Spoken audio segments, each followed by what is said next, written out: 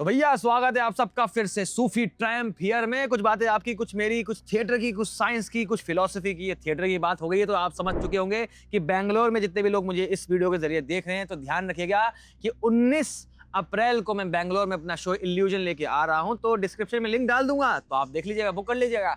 Anyways, आज जो video होने वाली है उस बात पे होने वाली है कि एक जमाने में इंसान ने चांद पे कदम रख दिया था और ऐलान किया था कि हमने उसको किया है क्योंकि not because it was easy but because it was hard.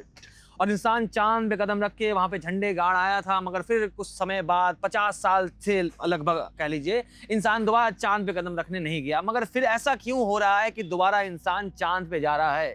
Apollo की बहन क्या कहते हैं उसको, ट्विन सिस्टर। हाँ, ट्विन सिस्टर। उसका नाम, इस मिशन का नाम उसी के ऊपर रखा है, आर्टेमिस। Artemis, yes. मैंने अंग्रेजी में थोड़ी टूटी हुई, आपको पता है। तो क्यों आर्टेमिस दोबारा चांद की तरफ जा रहा है? क्या ये भी एक रेस होने वाली है जैसे अपोलो हुआ था या नहीं हुआ था? ये क्या इन्वॉल्व कर रहा है, कैसी मैकेनिक्स इन्वॉल्व है इसके अंदर, क्या फिजिक्स इन्वॉल्व है, इसके ऑर्बिट में क्या अंतर है जो ये पाथ टेक करने वाला है, प्लस इसके रॉकेट का डिजाइन कैसा है, इस पर थोड़ी बहुत बात कर लेंगे। मगर बस ये कह लीजिए कि अभी जो एस्ट्रोनॉट जो 4 लोग जा रहे हैं वो बस चंदा मामा को हाय बोल के वापस आ जाएंगे बिना फ्यूल का इस्तेमाल किए। और ध्यान रखिएगा यहाँ पर एक ऐसी मैथमेटिक्स इन्वॉल्व है कि अगर जरा सी भी गलती हुई, जरा सी भी इधर उधर हुई तो भैया ये कभी भी ऑर्बिट में मतलब ये लोग कभी वापस नहीं आ पाएंगे, ऑर्बिट छोड़ देंगे। इस पे मैं थोड़ी फिजिक्स बता दूंगा। तो डॉक्टर साहब, बहुत लंबा इंट्रो हो गया यार, म्यूजिक।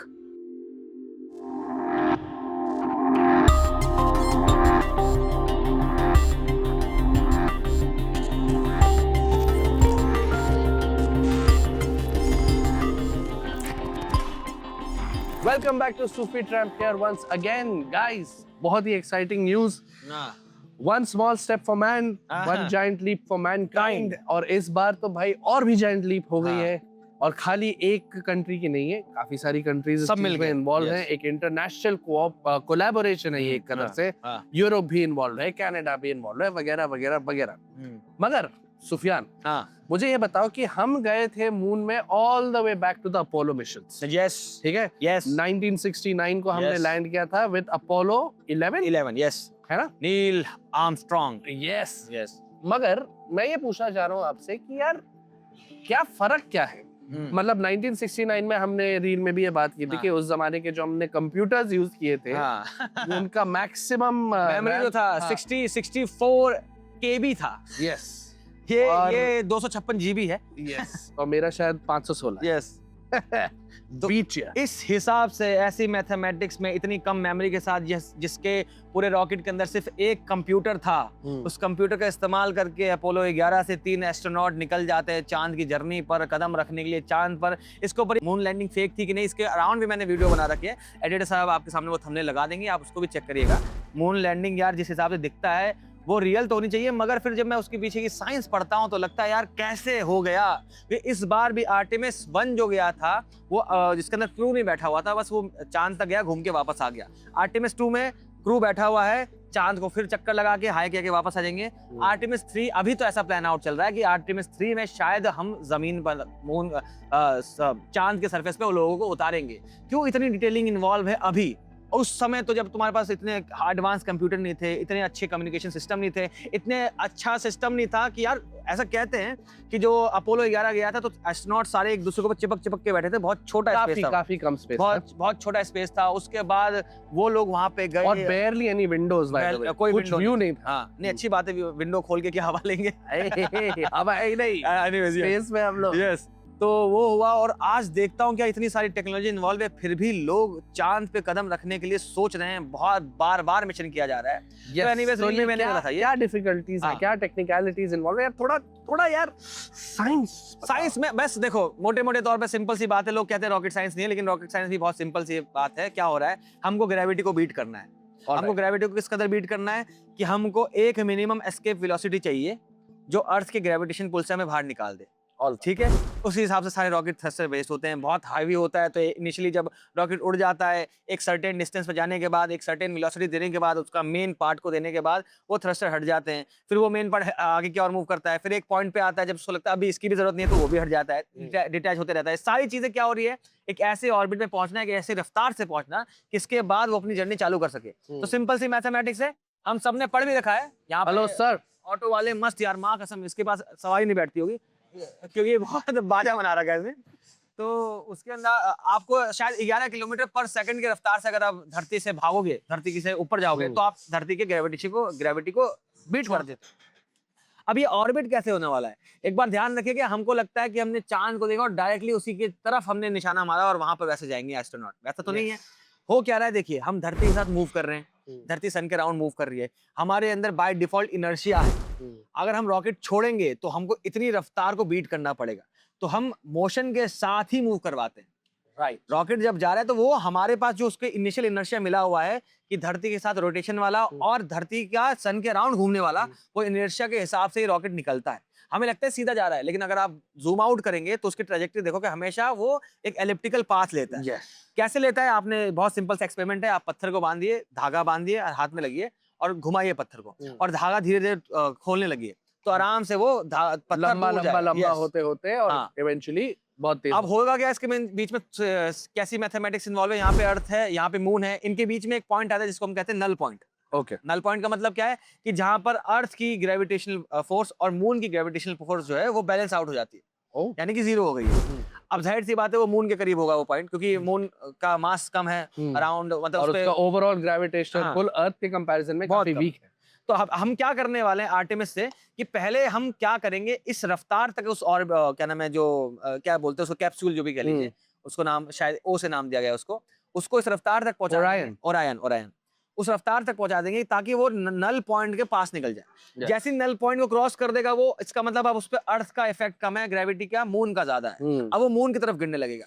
लेकिन इतनी रफ्तार सटीक रखनी है हमें कि वो मून की तरफ गिर के ना उस पर लैंड करे, इतनी रफ्तार रखनी है, ना ज्यादा भी नहीं रखनी कि अगर ज्यादा भी नहीं ना कम रखेंगे मून पे गिरेगा, ज्यादा रखेंगे तो आप समझ लीजिए कि आपने पत्थर को इतनी रफ्तार दे दी कि अब आपका धागा टूट सकता है। मतलब कि वो जो ओरायन जा रहा है वो मून के अराउंड घूमेगा और फिर वापस घूमेगा नहीं, वो वहां से निकल जाएगा अनंत काल के लिए। और यहाँ पर एक चीज इन्वॉल्व है, यहाँ पर कितनी सटीक मैथमेटिक्स होनी चाहिए वहां पर कि इनके पास लौटने के लिए फ्यूल नहीं है टेक्निकल टर्म्स में इनके पास फ्यूल नहीं, वो ये अदर फ्यूल होगा अगर आई गेस हो, लेकिन ये बात ऐसी हो रही कि जो आने रिटर्न जर्नी है ना वो ग्रेविटी के अराउंड ही होगी, ग्रेविटी पुल उसको वापस खींच लेगी, जिसको ग्रेविटी असिस्ट या फिर ग्रेविटी स्लिंग शॉट करके, अगर आपने ग्रेविटी मूवी देखी हो या फिर इंटरस्टेलर भी देखी हो, उसमें भी ये बात की जाती है। ग्रेविटी का इस्तेमाल करके अगर ज्यादा वेलोसिटी हुई तो ग्रेविटी आपको उस पाथ पे वापस नहीं ला पाएगी, जिस पाथ के बाद आप नल पॉइंट क्रॉस कर जाओगे वापस अर्थ की तरफ आ जाओगे,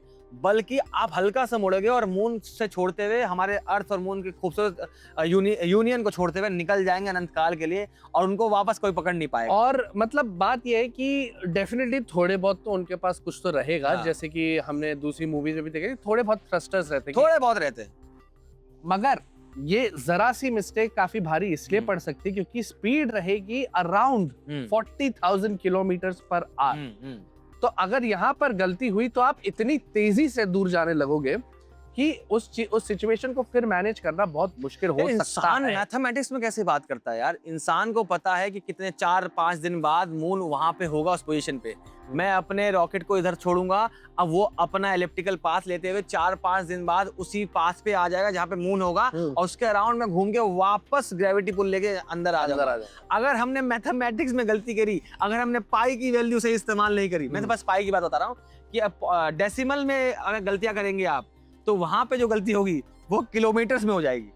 और यही एक बहुत बड़ा डिस्टिंक्शन है between Apollo missions and Artemis. क्योंकि क्या हुआ था कि अपोलो के टाइम, भाई सोच रहे हो कि जो पायलट्स वगैरह थे उस टाइम पे सैटर्न 5 रॉकेट के, उनको मैन्युअली कैलकुलेट करना पड़ता था ये सब कुछ मैन्युअली, वहां बैठे बैठे हाथ में कैलकुलेटर पेपर पेन लिए कि सब कर रहे हैं। और खैर कम्युनिकेशन भी रहता था, उनकी पूरी टीम रहती थी जो उनको गाइड भी करती थी। तो वही डिफरेंस है। अब हमारे पास लाइव कंप्यूटर्स हैं ऑन ओरायन कैप्सूल जो कि ये सारे कैलकुलेशंस आपके लिए कर रहे हैं। It is a lot safer, क्योंकि सेफ्टी बढ़ गई है इसलिए रिस्क टेकिंग कैपेसिटी बढ़ गई है। फिर भी क्यों नहीं उतार रहे यार चांद पर? Was it fake? 1969 was it fake, brother? No, it was not fake. मतलब कहा तो जाता है कि fake it till you make it, but it was not fake. और क्या हुआ था कि बॉस की 1969 और आज में फर्क ये भी है कि 1969 में चल रहा था कोल्ड वॉर। ठीक है, हम इस पर बात कर चुके हैं कि जर्मनी ने एक V2 रॉकेट बनाया था जिसके ऊपर से फिर स्पेस एक्सप्लोरेशन की बात होने लग गई, जिसके बाद एक स्पेस रेस शुरू हो गई। जब स्पेस रेस शुरू हुई तो टेक्निकली रशिया जीत गया था, क्योंकि रशिया ने अपनी समझ गया मैं डॉग भेज दी थी और बाद में ऑर्बिट में यूरी गैगरिन को भी भेज दिया था 1961 या 62 में, मैं भूल रहा हूँ। तो वो पूरी वीडियो तो खैर एनीवेज आप चैनल पे है, आप देख सकते हैं। तो ये बेसिकली एक स्प्रिंट बन गया था, ये एक पॉलिटिकल ड्रामा था। यहाँ पर हमें ये दिखा रहा था कि भाई किसकी टेक्नोलॉजी बेटर है। तो एक तरह से हम ये कह सकते हैं कि अपोलो मिशंस के पास कोई क्लियर कट या फिर थोड़ा डीप ऑब्जेक्टिव था नहीं। पूरी रिस्क इन्वॉल्व थे यार, जैसे रिस्क पूरी थी, ऑब्जेक्टिव भी सिंपल था मगर डीप नहीं था। हाँ, कहते हैं शायद कुछ सेकंड के ही फ्यूल बच गया था अपने नील भाई के पास कि भैया अगर सही से इस्तेमाल नहीं करोगे तो लैंडिंग जब तुम क्रैश कर जाओगे मून सरफेस पर, एंड मैसेज आता है नील भाई की तरफ से कि ईगल हैज लैंडेड। भाई वो बंदा अपने हाथ में कंट्रोलर भाई लेके उसने लैंड करवा दिया। Tranquility Base here. The Eagle has landed. Roger, Tranquility. We copy you on the ground. You got a bunch of guys about to turn blue. यहाँ पर तो क्या है, वो 150 आगे वो मीम है ना कि भाई 150 ज्यादा लैंड करा दे, तो उसने 150 ज्यादा लेके लैंड करा दिया था भाई। ठीक है, लेकिन यहाँ पर क्या इन्वॉल्व है, पूरी ऑटोमेशन इन्वॉल्व है। यहाँ पर टेस्ट भी हो रहा है सिस्टम का, क्या नाम है, ऑटोमेशन इस्तेमाल करके, एआई इस्तेमाल करके। एआई की बात आई तो इसी बात में मैं आपको बता दूं कि हमारा एक कोर्स है एआई आसान भाषा में, जहाँ पे हमने सारे एआई टूल्स सिखाए हैं आपको। डिस्क्रिप्शन में आप लिंक चेक कर सकते हैं। एनीवेज, एआई का इस्तेमाल करके, ऑटोमेशन का इस्तेमाल करके, कैलकुलेशन का इस्तेमाल करके, दुनिया भर के लोगों का इस्तेमाल करके, क्या हम अब चांद को सिर्फ हाय या उस पर झंडा गाड़ के ना आएंगे, बल्कि वहां पे स्टेशन बना देंगे? क्या हम चांद को एक्सप्लोर कर पाएंगे कि चांद पे कितने सारा पानी अवेलेबल है कि नहीं, क्या बना सकते हैं? मगर यार डीपर मीनिंग यहाँ पे इन्वॉल्व हो रहा है। यस, मगर सवाल फिर भी वही बनता है ना कि जो चीज हम एक बार कर चुके हैं, जिसपे काफी हद तक इंटरनेशनली बहुत ज्यादा अटेंशन था नहीं, वहां पर वापस ये सब झंझट क्यों? ताकि मार्स जा सके, ऐसा कहा जा रहा है। मगर कुछ हिडन ऑब्जेक्टिव्स भी हो सकते हैं। देखो दोस्तों, उस जमाने में जब अपोलो मिशंस का टाइम था, उस समय जियोपॉलिटिकल गोल्स एक बहुत सिंपल थे, वो था स्पेस रेस। ठीक है, यूएस या रशिया स्पेस रेस जीतेगा, एक गया ऑर्बिट में, एक गया चांद तक। कहते हैं भाई हम दूर तक गए, हम जीत है ना। उस टाइम पे हमारे पास उतनी सारी टेक्नोलॉजी थी नहीं, हमने बहुत अच्छे से मून को स्टडी नहीं किया था। मतलब आप सोचिए, ये 54 इयर्स पहले की बात है। मतलब लास्ट जो अपोलो 17 मिशन गया था वो 1972 में गया था। तब से अब में 54 इयर्स, 54 साल गुजर चुके हैं। तो इतने टाइम में हमने मून को काफी स्टडी किया है। इनफैक्ट जब हम तब मून पर गए थे, हम कुछ सैंपल्स भी वापस लेकर आए थे, उन्हें एनालाइज भी किया गया था, मगर बहुत ज्यादा डेटा हमें मिला नहीं था। इनफैक्ट मून को काफी हद तक एक वर्थलेस परस्यूट मान लिया गया था। अच्छा, क्योंकि अगेन थोड़ा सा मिस कैलकुलेशन के लिए, या फिर दे थॉट, साइंटिस्ट या फिर स्पेस एक्सप्लोरर्स या फिर एस्ट्रोनॉमर्स, उस टाइम के एस्ट्रोनॉमर्स ही, उन्हें ये लगा कि यार बेटर चीजें हैं स्टडी करने के लिए। हमने मार्स पे रोवर भेजा, हमने फिर अपने वॉयेजर मिशंस भेजे, ये सब भेजे, क्योंकि हमें और भी चीजें के बारे में जानना उस समय थोड़ा ज्यादा जरूरी लगा था। 1990s में, तो मतलब 1972 के बाद लगभग मून जो था ऑब्जेक्टिव नहीं था किसी के लिए, क्योंकि उन्हें लगा कि यार हो गया है, थोड़ा आगे बढ़ते हैं मून से ना, मून में ज्यादा कुछ है की बात है ना कि जो ही मिल जाता है व्यर्थ हो जाता है। तो चांद पे कदम रख दिया है तो भैया चांद तो व्यर्थ है, अब तो भैया चांद पे क्या है बचा, अब अगला जाएंगे। और साथ ही साथ उस जमाने में अपोलो मिशंस को पूरा करने के लिए hundreds of billions of tax payer money लगती थी। आजकल हम ट्रिलियंस में बातें करते हैं, मगर ये उस जमाने में लगभग 1 ट्रिलियन के इक्विवेलेंट ही था। इसका जो बोझ था वो उतना ही था पूरी इकोनॉमी पर, तो ये थोड़ा वायबल भी नहीं था। और साथ ही साथ रिस्क भी बहुत सारी इन्वॉल्व थी। अपोलो 13 काफी एक बड़ा डिजास्टर हो चुका था उसके पहले, तो वो तो लकीली वापस आ गए थे वही ग्रेविटी स्लिंग शॉट इस्तेमाल करके। yes. ऐसा सटीक पाथ पे जा रहे थे कि वहां पर बीच में वो ऑक्सीजन का उनका कुछ फट गया था, जिस वजह से ऑक्सीजन लीक कर गई थी, और जिस वजह से लैंडिंग वो कर दी गई थी, लैंड नहीं करेंगे, वापस निकलो भाई। yes. और वापस आ गए, लोग आ गए वापस, बच गए थे। तो रिस्क भी बहुत ज्यादा था, पैसा भी बहुत लग रहा था, ऑब्जेक्टिव्स भी बहुत ज्यादा क्लियर नहीं थे, तो अबॉर्ट कर दिया गया।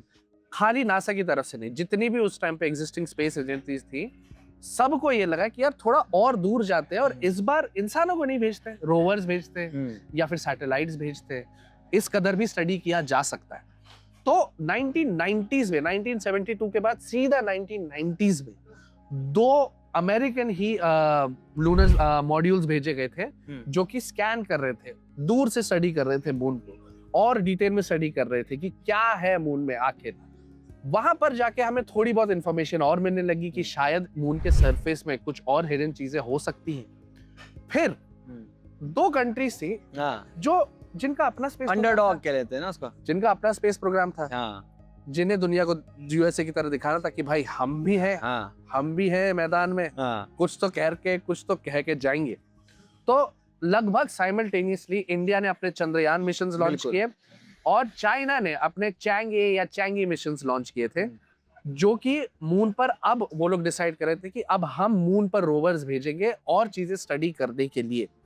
चाइना का ऑब्जेक्टिव थोड़ा लॉन्ग टर्म था, इंडिया का लॉन्ग टर्म भी था, इवेंचुअली तो चंद्रयान प्रोग्राम अभी भी चल ही रहा है आप एक तरह से देखोगे तो, मगर इंडिया ये देखना चाह रहा था कि क्या हम, जो कि हम इतने पावरफुल तो है नहीं जितना उस समय चाइना था और यूएसए था और दूसरी एक मूवी के बजट से कम में हमने मार्स पे पहुंचा दिया। यस तो क्या हम कम बजट में एक स्पेस प्रोग्राम रन कर सकते हैं या नहीं।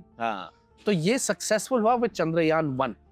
जब हम वहां लैंड किए तब हमें ये पता लगा कि Chandrayaan 1 was the first to detect कि शायद मून पर वाटर मॉलिक्यूल्स हैं। और यहाँ पर गेम हो जाता है पूरी तरह से चेंज। अगर हम क्विकली रिकैप करें तो फिर चंद्रयान 2 हुआ 2019 में, जहां पर एक लैंडर जाने वाला था मगर वो लैंडर क्रैश कर गया। वो बहुत बड़ा इतिहास का दिन हो जाता है, इंडिया पहली कंट्री दुनिया में बन जाता। रुक जा भाई, जो रुक जा, ठीक है यार, रुक जा, सॉरी। लैंडर क्रैश कर गया, ऑर्बिटर अभी भी था, तो स्टडीज अभी भी चल रही थी। हम अभी भी ये जानने की कोशिश कर रहे थे कि क्या वाकई वाटर की पॉसिबिलिटीज मून पर है या नहीं। साथ ही साथ ठीक है चंद्रयान 2 उतना सक्सेसफुल, मगर Chandrayaan 3 was the first craft to land on the south pole of the moon. तो एक हार मगर एक और जीत, लेकिन पहले वही बैलेंस आउट वही हो जाता कि दुनिया में पहला कंट्री बन जाती ना इंडिया, जो साउथ पोल पे लैंड मार देती। और साथ ही साथ चाइना की जो चैंगी मिशंस है वो दावा कर रहे थे कि यार वाटर की पॉसिबिलिटीज बहुत ज्यादा है। यहाँ पर गेम चेंज क्यों हो जाता है, क्योंकि मान लीजिए कि अगर वाकई मून पर वाटर है तो उस वाटर से सबसे पहले तो हम फ्यूल एक्सट्रैक्ट कर सकते हैं, हाइड्रोजन। यस, बहुत तगड़ा बम बम मतलब एनर्जी निकाल सकता है फ्यूजन इस्तेमाल करके। मेरे नाम से लोग बम समझ मैं वही कह रहा था। और ऑक्सीजन क्या है, जिंदगी देती है। yes. O2। अगर वहां पर वाटर मिल गया तो वहां पर ही हम एक स्टेशन बना सकते हैं जिसके थ्रू मैं नहीं जाऊंगा, लेकिन भाई वहां का भी रहने के लिए कहीं लीक कर गया तो बहुत मुश्किल हो जाएगी। कुछ नहीं होगा। सोच के देखो आप, चांद पे हमने बस एक दुनिया बना दी है, वहां पे एकदम शील्ड से लगा दी है, मौसम भी हमने अच्छा मैनेज कर लिया है, सब कुछ अच्छा चल रहा है, अंदर हमने घास वास उगा दी है। अगर कुछ लीक लाक कर गया तो भैया तुम क्या करोगे। और अगर वाटर है तो वहां पर ह्यूमंस को भी स्टेशन किया जा सकता है और शायद सस्टेन किया जा सकता है महीनों के लिए। यही प्लान चल रहा है। और चाइना काफी सिस्टमैटिकली चल रहा था। जो चाइना का चैंगी प्रोग्राम था वो ये देखना चाह रहे थे कि यार सबसे पहले हम जाके सर्वे करेंगे, उसके बाद हम जाकर ऑर्बिट करेंगे, एक रोवर को लैंड कराएंगे, फिर हम सैंपल्स वापस लेकर आएंगे। 2024 में जो चैंगी 6 मिशन था वो साउथ साइड से सैंपल्स लेकर रिटर्न आया है अर्थ को, और इन सैंपल्स को अब एनालाइज किया जा रहा है कि क्या सच में कुछ असेंशियल मिनरल्स या फिर वाटर की पॉसिबिलिटी उस सॉइल के सैंपल में हमें मिल रही है या नहीं मिल रही है।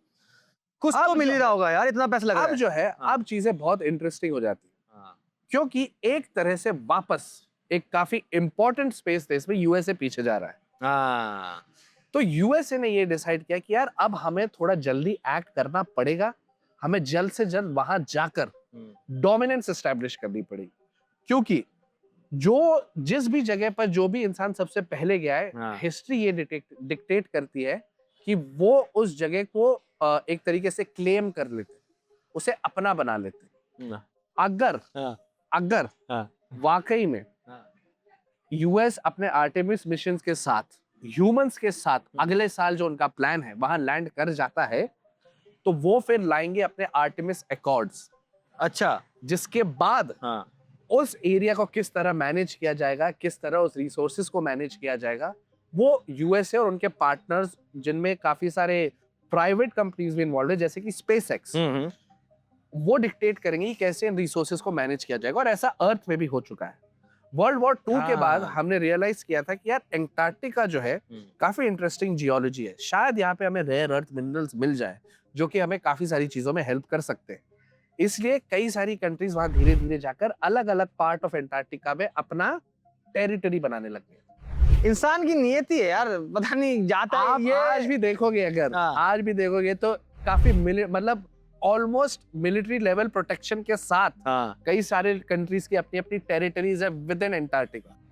अगर एंटार्क्टिका ट्रीटी एक साइन की गई थी हाँ और सौभाग्य से या दुर्भाग्य से एंटार्क्टिका में बहुत ज्यादा कुछ इंपॉर्टेंट मिला नहीं, सौभाग्य तो वहाँ सौभाग्य। अभी भी पीस बनी रही है। हाँ। मगर वरना तेल मिल जाता ना, ट्रम्प भाई बोलते I want all that- नहीं, I मगर want सब all लोग that थे। oil. इंडिया, वहां पर इंडिया भी है, वहां हाँ। पर फ्रांस भी है, वहां हाँ। पर बहुत सारे लोग हैं। हाँ। तो एक्चुअली सिचुएशन काफी टेंस हो रही थी वहां। हाँ तो अब हम शायद से वाकई एक स्टार वॉर्स या स्टार ट्रेक टाइप दुनिया में एंटर करने वाले हैं, जहां पर शायद से गैलेक्टिक रिपब्लिक होगा, ओए होए। जहां पे इतने सारे प्लेयर्स इन्वॉल्व रहेंगे और स्पेस के रिसोर्सेज हाँ। यूज किए जाएंगे।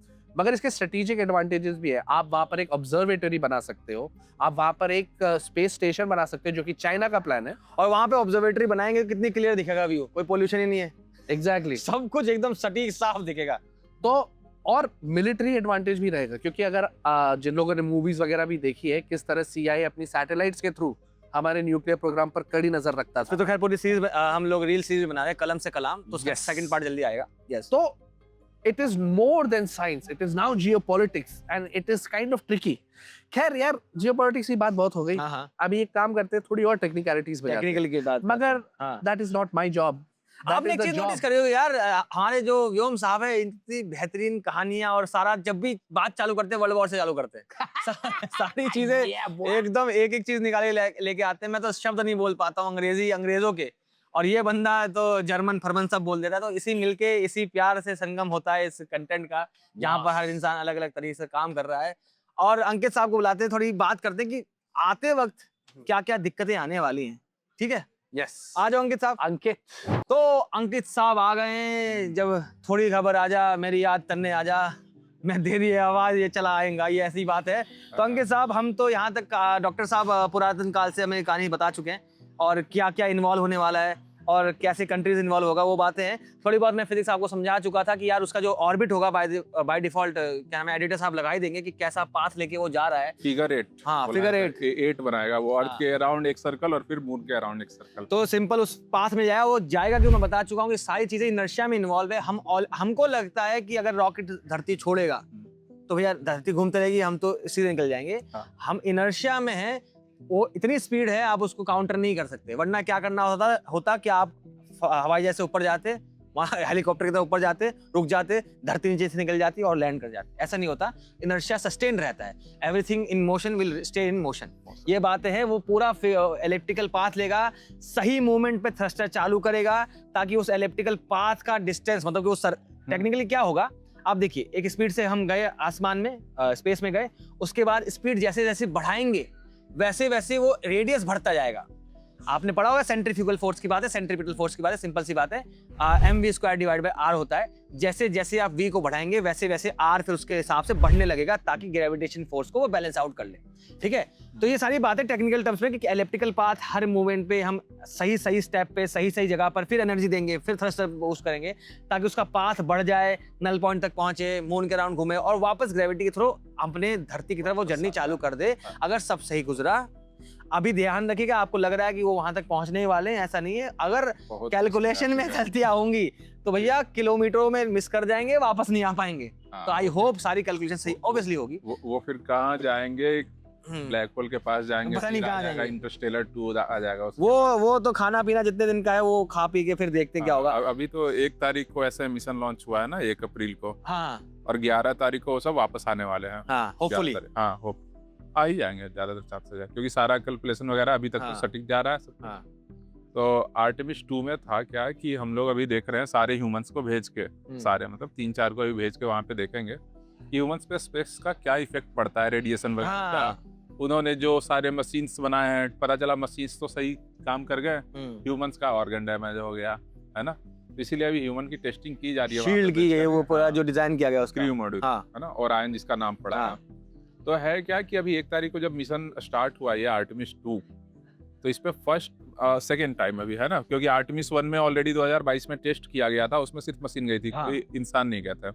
अभी जो गए उसमें इंसान भेजे गए हैं। क्यों भेजे गए हैं? ताकि वो चेक कर पाएं कि इंसानों पे कोई इफेक्ट तो ज़्यादा नहीं पड़ता उनके स्किन्स वगैरह पे, वो सही से काम कर पाते हैं, झेल पाते हैं वैसे जगह पे कि नहीं। तो ये अभी सारे एस्ट्रोनॉट का दिल टूटा होगा यार।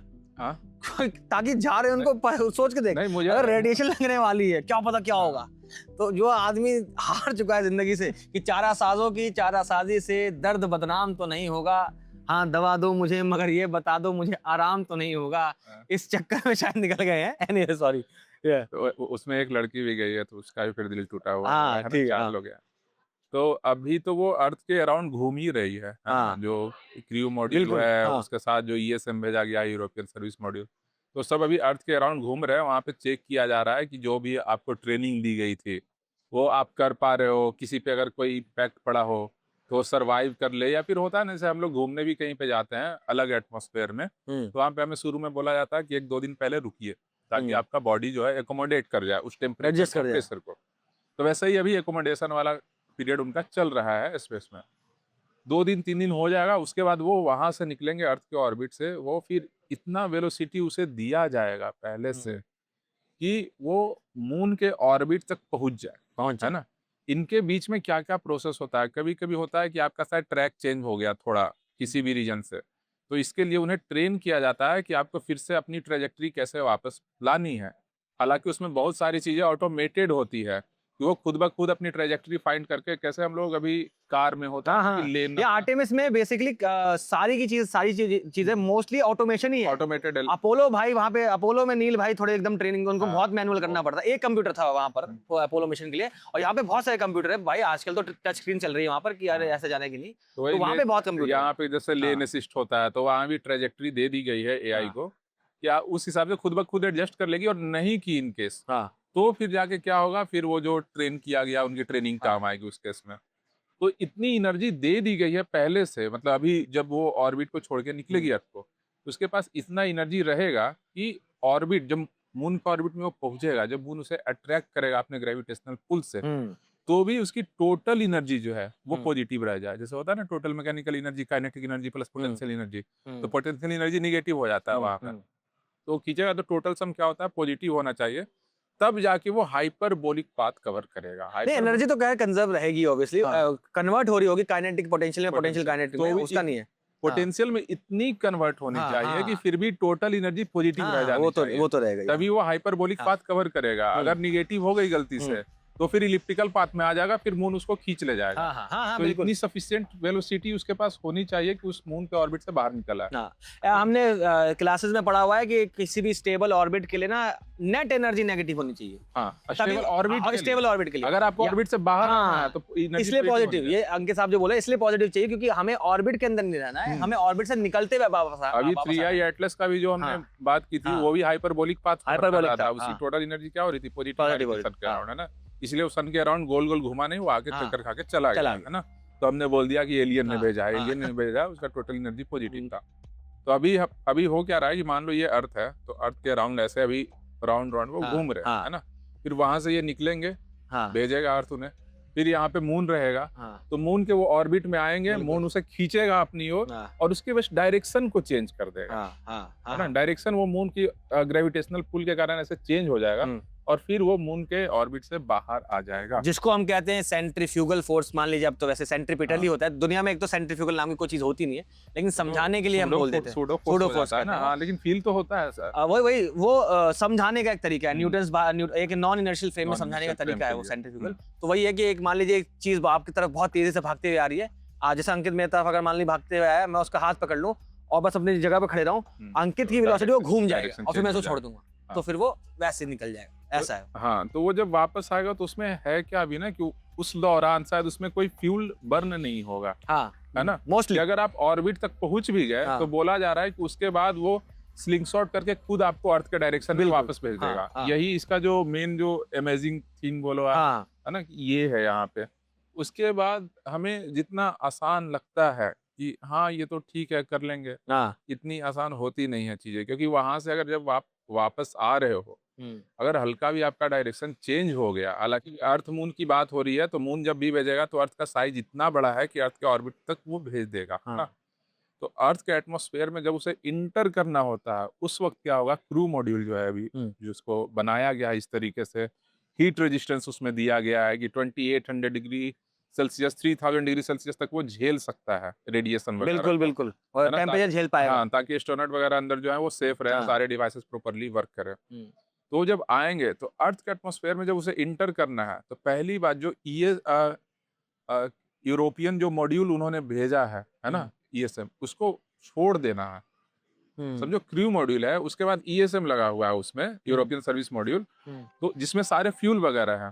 तो जैसे ही अर्थ के एटमॉस्फेयर को इंटर करेगा वो, उस समय ESM बाहर हो जाएगा। अब ध्यान रखना कि इसका इम्पैक्ट क्या पड़ेगा आगे जाकर। ESM जैसे ही आपने बाहर कर दिया, अब आप एटमॉस्फेयर की बाउंड्री पे हो, अब आपके पास फ्यूल नहीं बचा है, अब आपके पास बस थोड़ा बहुत थ्रस्ट करने के लिए बचा हुआ है एनर्जी, वो भी आपके क्रू मॉड्यूल में ही बचा हुआ है। फ्यूल तो आपने मेजरली छोड़ दिया बाहर। अब जब इंटर करोगे तो एटमॉस्फेयर है हमारा बहुत ही थिक, है ना?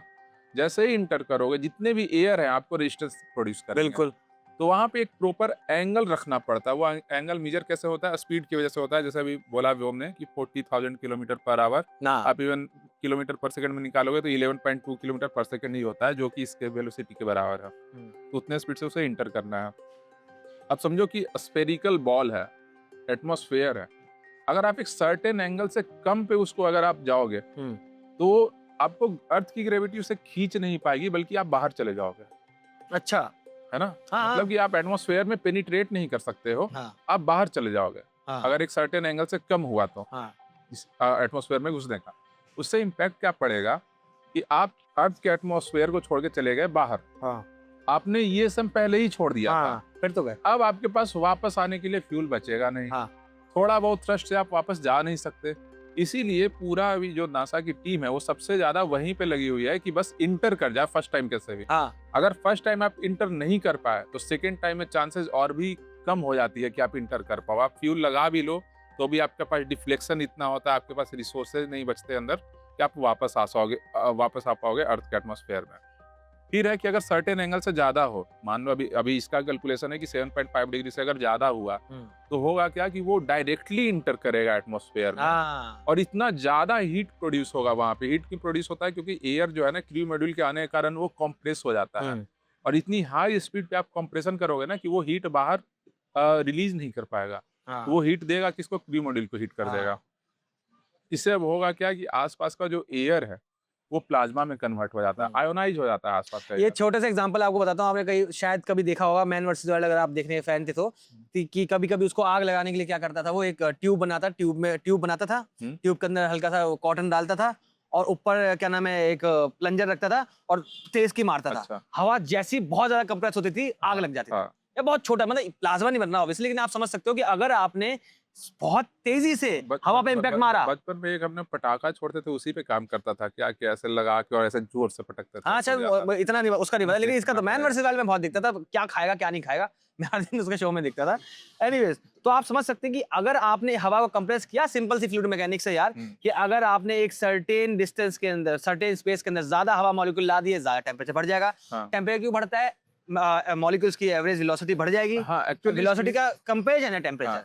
और यहाँ पे गया ऑटो मस्त, इसके पास कोई नहीं बैठता यार, इस ऑटो में तो बारात निकल जाएगी अकेले ऑटो। यस, हाँ। तो आप समझ चुके हो कि वो अगर सटीक, आप ये भी देखते होंगे कि अगर मान लीजिए कोई डाइवर जो होता है जब पानी में गिरता है, पानी में जब छलांग मारता है, तो अगर वो ऐसे एकदम चपटा होकर गिरेगा तो कंक्रीट से ज्यादा हार्ड हो जाता है पानी, अगर एक सर्टेन डिस्टेंस से लेंगे तो वो इम्पैक्ट पड़ता है। हमें दिखता नहीं, हमें लगता है हवा तो पेनिट्रेट है, वैसा नहीं होता। हाँ, तो वहाँ पे क्या होगा कि अगर 7.5 डिग्री से अचानक से आप इंटर करोगे तो इतना ज्यादा, क्योंकि हीट रिलीज कर नहीं पाया वो, तो एडियाबैटिक कंप्रेशन होने के कारण क्या होगा, सारा हीट आपको पास करेगा। हालांकि अभी क्रू मॉड्यूल बनाया गया है इस तरीके से कि उतने टेम्परेचर को विथस्टैंड कर ले इन दी वर्स्ट केस। है ना, मान लो थोड़ी बहुत गलती कर दी अगर इंटर करते वक्त, तो कम से कम उतना टेम्परेचर झेल ले। ठीक है। और क्या होगा अगर प्लाज्मा बन गया तो उसके बाद क्या होता है, रेडियो कनेक्शन जो होते हैं, क्योंकि प्लाज्मा आयन है आगे में, है ना, तो जो भी रेडियो सिग्नल्स आते हैं वो अंदर पेनिट्रेट नहीं कर पाएंगे क्रू मॉड्यूल के अंदर। तो आपके जो सारे डिवाइसेज है वो ऐसा डिफ्लेक्ट करने लग जाएंगे, वो आपको डेटा नहीं दे पाएंगे ओरिजिनल, है ना, कि आपको स्पीड क्या मेंटेन करना है, इवन स्पीड भी उसमें दिखाएगा नहीं आपको। मैं जैसे इस पे ये आप प्लाज्मा की वजह से क्या हो सकता है, लेकिन बहुत छोटा एग्जांपल दे रहा हूँ, बहुत वाइड रह सकता है उसको। आपने क्लास में पढ़ा होगा फैराडे केज के बारे में, कि आप समझते होंगे कि किसी भी मेटल के अंदर ईएम वेव पेनिट्रेट नहीं कर सकती, बिकॉज इलेक्ट्रॉन, मतलब मेटल के पास फ्री इलेक्ट्रॉन होते हैं, जिस चक्कर में जब ईएम वेव आती है तो फ्री इलेक्ट्रॉन इस तरह से अलाइन हो जाते हैं कि वो कैंसिल आउट कर देती है और कोई चीज पेनिट्रेट नहीं करती। उसको फैराडे केज कहते हैं। तो इसको उसी हिसाब से समझ लेना कि जैसे फ्री आयन मिलेंगे, प्लाज्मा बन जाएगा, तो सिग्नल जो आ रहे हैं वो लाइट के थ्रू आ रहे हैं, ईएम वेव में ही आ रहा है, ठीक है, तो वो पेनिट्रेशन में मुश्किल हो जाएगा। हाँ अंकित तो इसके कारण होगा क्या कि मतलब आप सेफली लैंड नहीं कर पाओगे बेसिकली, है ना। तो फर्स्ट केस अगर 5.5 से कम रहे तो आप ऑर्बिट को छोड़ के बाहर जाओगे, आपके पास मॉड्यूल रहेगा नहीं जिसमें फ्यूल था, आप वापस नहीं आ सकते। तो अभी सबसे बड़ा जो चैलेंज है आएगा अभी इस मिशन में, वो आएगा रिटर्निंग टाइम एकदम पिन पॉइंट एक्यूरेसी के साथ आप एटमॉस्फेयर में एक प्रॉपर एंगल पे इंटर करो। उससे ज्यादा हुआ तो जल के मर जाओगे, उससे कम हुआ तो आ ही नहीं पाओगे ऑर्बिट में, फिर कहाँ जाओगे, अरे भाई सन के ऑर्बिट में जाओगे, कहाँ जाओगे कुछ पता नहीं चलेगा। बहुत ज्यादा ही गूदा है इंसानों के अंदर। अच्छा अच्छी बात है। लेकिन अगर सक्सेसफुल हो गया तो सबसे ज्यादा जो खुश होगा ना इससे, हाँ। वो होगा इलोन मस्क, क्या आप देखो, उसे जाना है पैसा कमाऊंगा। नहीं, उसे जाना है मार्स पे, हाँ और मार्स पे जाने के लिए बीच में चाहिए होगा रिफ्यूलिंग। हाँ तो वो कहेंगे कि चलो अगर सक्सेसफुली जा पाए तो अब हम मून पे बनाएंगे फ्यूल स्टेशन। हाँ, और सबसे ये शायद मिशन में उसी मिशन में किया है जा रहा है कि उसके fuel बाद station बनाएंगे इवेंचुअली, हम लोग, हाँ।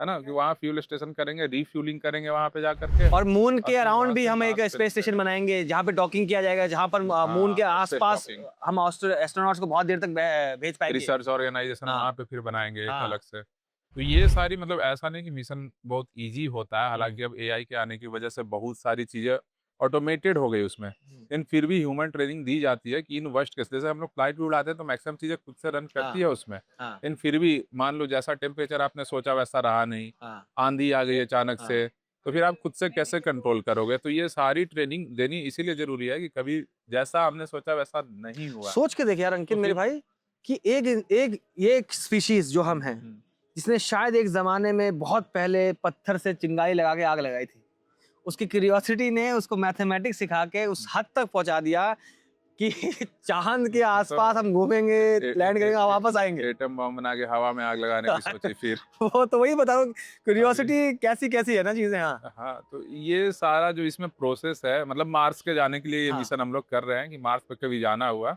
तो सब कुछ एक प्रॉपर स्टेशन बनाएंगे मून पे, और फिर अभी तो साउथ पोल पे बनाया गया, वहाँ पे शायद क्योंकि साउथ पोल पे एक्चुअली शैडो रहता है वो, हाँ, है ना, अनएक्सप्लोर्ड पार्ट है वो। हाँ अनएक्सप्लोर्ड है, ये भी बोला जा रहा है कि मोस्टली टाइम वहाँ पे शैडो रहता है शायद, तो वहाँ पे पानी इन दी फॉर्म ऑफ आइस शायद मिल जाएगा। ऑब्वियसली मिल जाएगा, बहुत ही अगर अच्छा। पानी मिल गया तो हाइड्रोजन ऑक्सीजन से फिर हमें वही फ्यूल हम्म। बनाएंगे, हाइड्रोजन फ्यूल, और हम्म। वहीं पे सब कुछ जो भी है आपका बस, रिफ्यूलिंग बस वगैरह वही। करेंगे। तो ये और कुछ है? इसका पूरा प्रोसेस हाँ। नहीं मेरे ख्याल से कंप्लीट हो तो गया। डॉक्टर साहब को आखिरी टेक के लिए बुलाया जाता है थोड़ी देर के लिए। डॉक्टर साहब आइए। तो डॉक्टर साहब आ चुके हैं वापस, बैक टू एक्शन। अंकित साहब समझा चुके हैं हमारे पास कि क्या होगा, कैसे कॉम्प्लिकेशंस इन्वॉल्व हो सकते हैं, क्या क्या नहीं हो सकता। यस डॉक्टर साहब समझा चुके हैं पॉलिटिक्स। और बताइए डॉक्टर साहब, आप क्या बोलना चाहेंगे इस मिशन के ऊपर? यार एक और इंटरेस्टिंग एस्पेक्ट ये है ना कि जैसा कि हम पहले भी डिस्कस कर चुके हैं इसी वीडियो में कि अपोलो जो था काफी रूडिमेंट्री, काफी बहुत ही जल्दी बहुत ज्यादा कुछ कर गए थे हम उस समय। हम ये नहीं समझ पाए थे कि जो रेडिएशंस एग्जिस्ट करती हैं स्पेस में, एक तो हमारे पास उतनी इंफॉर्मेशन थी नहीं, हाँ ठीक है, अब हम उन्हें बेहतर समझते भी हैं। और क्योंकि इवेंचुअली आर्टेमिस 3 के साथ हम लैंड करेंगे लूनर सरफेस पे और वहां पर शायद एक स्टेशन बनाएंगे, तो ये एक ह्यूमन की सर्वाइवल स्पेस में बिल्कुल ऑन अ डिफरेंट लेवल, ये रेस नहीं रहेगा ये रेस नहीं रही, ये- ये काफी डीप अंडरस्टैंडिंग अब हम जानने की कोशिश कर रहे हैं। हाँ। क्योंकि इवेंचुअली हम ये देखना चाह रहे हैं कि ये जो मॉड्यूल है, क्या सबसे पहले, क्योंकि हम समझते नहीं थे रेडिएशंस, अपोलो मिशंस के जो मॉड्यूल्स थे वो उतने रेडिएशन रेजिस्टेंट नहीं थे, क्योंकि वो मेटालिक सरफेसेस के बने थे। नेचुरली जितना वो रेजिस्टेंट थे उतना थे। इनमें थोड़े बहुत एक्टिव सिस्टम्स हैं ओरायन मॉड्यूल में। साथ ही साथ जो अपोलो के मॉड्यूल्स थे वो सिंगल यूज थे भाई, हाँ इसलिए अपोलो बहुत महंगा भी पड़ रहा था। हाँ। ये भी काफी महंगा है वैसे, मगर अब तक अगर का आप- बनाया गया सबसे स्ट्रॉन्गेस्ट मशीन कह लीजिए ये है, Yes. जो थ्रस्ट प्रोवाइड कर, अब तक की सबसे स्ट्रॉन्गेस्ट है इसके। मतलब आप ये सोच लीजिए कि सैटर्न 5 रॉकेट जो था हम डिस्कस कर चुके हैं, ये कम से कम 4 या 6 मंजिल जितना लंबा रॉकेट था। बहुत था, 111 मीटर के राउंड। हाँ, 111 मीटर। ये भी लगभग उतना ही बड़ा है, हाँ, almost the size of Saturn 5। हाँ, तो मतलब, और स्पेस शटल काफी छोटा था। हाँ, इनके आप कंपैरिजन चार्ट्स आप देख सकते हैं गूगल पे, बहुत इजीली आपको ये इमेजेस मिल जाएंगे। काफी बड़ा है और इसका नाम है SLS, हाँ, है ना। तो बहुत ही इंटरेस्टिंग चीज है, इसके बारे में भी हम कभी बात करते हैं। अलग अलग जो मॉड्यूल्स हमने टेस्ट किए थे, जैसे स्पेस शटल, सैटर्न 5 रॉकेट वगैरह वगैरह। और हम ये भी स्टडी करना चाह रहे हैं कि जो उस समय एक ग्राउंड क्रू के ऊपर जो इतनी रिलायंस रहती थी, जैसा कि हमने थोड़ी देर पहले ही बात की थी, कि एक्टिवली जो पायलट्स थे अपोलो मिशंस के, वो तो खुद मैनिपुलेट करते भी थे, वो कैलकुलेट भी करते थे, लेकिन कॉन्स्टेंटली एक ग्राउंड टीम लगभग उतनी ही या उनसे दुगनी मेहनत कर रही थी सब कुछ मॉनिटर कर देना। अब जो है एक ऑटोनॉमस नेविगेशन सिस्टम आया है, जो नए आर्टेमिस मिशन है। ये मिशन में क्या है, ऑटोनॉमस का मतलब ये किसी भी चीज पर डिपेंडेंट नहीं, ये इंडिपेंडेंट। हाँ, ये अपने आप नेविगेट कर सकते हैं, अपने आप कैलकुलेशन करके अपने आप वहीं के वहीं लाइव एडजस्टमेंट्स हो रहे हैं। तो ये नई नई टेक्नोलॉजी टेस्ट की जा रही है, क्योंकि अगर आर्टेमिस 3 के साथ हमें मून पर लैंड करना है और वहां से मार्स जाना है, मतलब रिपीटेड ट्रैवल्स होंगे, बिल्कुल, और साथ ही साथ रिलायबल ट्रैवल्स होने चाहिए। अगर ये सिस्टम्स रिलायबली वर्क नहीं कर रहे हैं तो शायद आर्टेमिस 3 नहीं होगा। अच्छा, हाँ, बिल्कुल, है ना, हाँ। क्योंकि you have to change plans now. मगर आर्टेमिस 1 के सक्सेस के बाद आर्टेमिस 2 के सक्सेस के चांसेस और भी बढ़ते हैं, और आर्टेमिस 3 के सक्सेस के चांस भी हम उम्मीद करते हैं कि रहेंगे, क्योंकि like someone great once said before, one small step for man, another giant leap for mankind. Anyways, आप देख रहे होंगे थोड़ा बहुत मैं उदास रहा हूँ पूरी वीडियो में। उदासी का कारण जानना है तो बेंगलोर वालों आप आइएगा 19 अप्रैल को शो देखने, और बातें पागल कर देती हैं, यादें पागल कर देती हैं, दिन तो यूं ही गुजर जाता है मेरा, मगर ये रातें पागल कर देती हैं। धन्यवाद, जय हिंद। बाय द वे, एक लास्ट रिक्वेस्ट, मैं बस ये चाहता हूँ कि काफी डेंजरस मिशन है, दुनिया के लिए वन ऑफ, एक बार फिर से ह्यूमन स्पेस पे जा रहे हैं, तो एक बार आप सबकी इंफॉर्मेशन के लिए चारों जो एस्ट्रोनॉट्स जा रहे हैं, उनकी फोटो यहाँ पर, बिल्कुल, wish them good luck. Yes. इनका फुटेज यूट्यूब पर लाइव चल रहा है, अगर आप चाहें तो इस मिशन को लाइव देख सकते हैं। फिर मत Feed बोलना के कि यार through- फेक था। फिर मत बोलना, बोलते फेक है। तो good luck to them and good luck to everyone. Yes, चलो, जय हिंद। जय